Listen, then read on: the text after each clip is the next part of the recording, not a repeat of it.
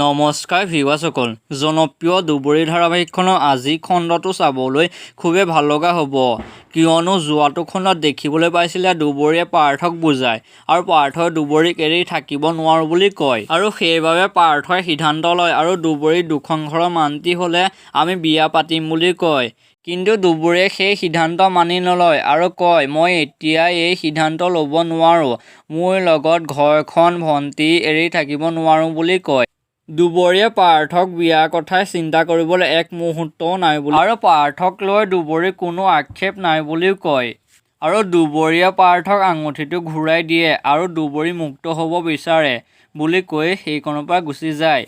আনফালে দুবৰিৰ মাকে মামীয়েকৰ আগত এনেকৈ থাকিব নোৱাৰো বুলি কয় আৰু দুবৰিৰ মামীয়েকে দুবৰিৰ মাকক কয় দুবৰিৰ মামায়েকে চহৰত এটা ভাড়াঘৰ লৈ দুদিনমান থকা কথা কৈছে বুলি কয় আৰু মাকে মামীয়েকক কথাবোৰ বুজায় আৰু দুবৰিৰ মাকে দেউতাকক বুজায়।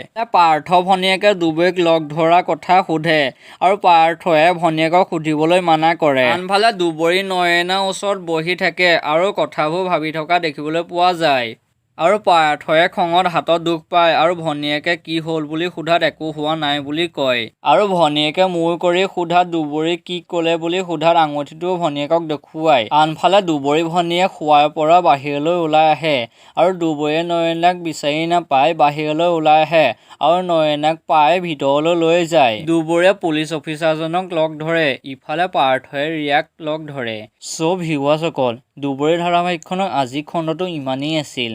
আজি খণ্ডটো চাবলৈ বহুত বেছি ভাল লাগিব। কোনে কোনে দুবৰি ধাৰাবাহিকখন চাবলৈ এতিয়ালৈকে অপেক্ষা কৰি আছে তলত কমেণ্ট বক্সত জনাবলৈ নাপাহৰিব আৰু এনেকুৱা ধৰণৰ ভিডিঅ' চাই থাকিবলৈ মোৰ চেনেলটো ছাবস্ক্ৰাইব কৰি ল'ব।